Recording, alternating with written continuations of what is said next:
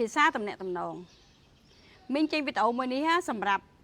ផ្សារភ្ជាប់ទៅដល់កូនក្មួយទាំងអស់ដែលព្យាយាមតំណាក់តំណងមកមីងមីងមិនមែនជាប្រភេទមនុស្សមួយដែលពូកែប្រកាន់ឬមួយក៏ពូកែចាប់ចំណុចដើម្បីយកមករិះគន់អត់ទេប៉ុន្តែមីងចូលចិត្តនៅការស្ថាបនាក្មួយមានកូនក្មួយជាច្រើននេះដែលតែឆាតមកមីងសួរមីងទាំងអត់ដឹងថាក្មួយជាអ្នកណាទី1 profile របស់ក្មួយ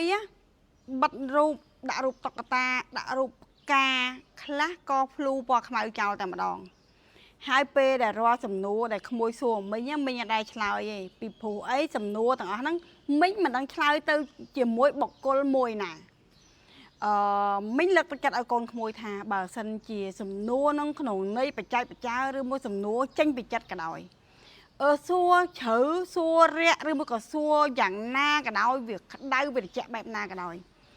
តែងតែមានចម្លើយឯងហើយចម្លើយបដិសេធតែងតែមានឯងក្មួយត្រូវដឹងថាក្នុងលោកហ្នឹងប្រកាសជាមានការបដិសេធមិនថាការសួរសំណួរផ្សេងឬមួយក៏ការលក់ការទិញទេ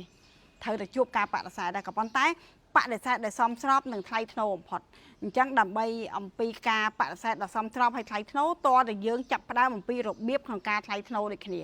អញ្ចឹងមីងចង់លើកទឹកចិត្តឲ្យកូនក្មួយទាំងអស់ថារបៀបសួរបើសិនជាក្មួយសួរមីងសួរបែបហ្នឹងក្មួយមកគិតថាមីងហ្នឹងគឺជាមនុស្សបែបណាមិនអាចសមរម្យនឹងក្មួយណែនាំខ្លួនទេឬមួយក៏ក្មួយទម្លាប់សួរបែបហ្នឹងទៅកាន់បុគ្គលជាច្រើនដទៃទៀតអាហ្នឹងមីងចង់កែសម្រួលតែក្មួយថាក្មួយមិនអាចមានថ្ងៃដែលបានតំណាក់តំណងស៊ីជម្រៅនិងតំណាក់តំណងមួយដែលស្មោះស្ម័គ្រហើយនឹងការជួយពិតប្រាកដនោះបានទេមីងចង់កែលម្អកូនក្មួយថាបើសិនជាក្មួយចង់សួរសំណួរទៅចាស់ទុំមួយណាមិត្តភ័ក្តិមួយណាក្មួយគួរតែណែនាំខ្លួន profile បិទចោះតែក្មួយផ្ញើមួយមកខ្ញុំឈ្មោះកអីចឹងទៅ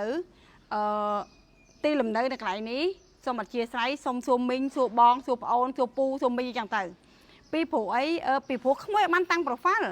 ហើយបើសិនជាក្មួយតាំង profile កូនតាំង profile របស់សត្វចិញ្ចឹមតាំង profile របស់រូបសញ្ញាផ្សេងមីងប្រកាសជាអត់ឆ្លើយអី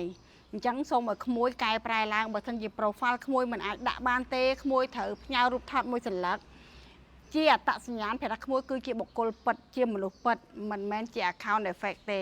អញ្ចឹងមីងចង់ចែករំលែកនៅបែបនេះថាដើម្បីជាសារដាស់តឿនមួយថាសម័យនេះគេត្រូវការមនុស្សពិត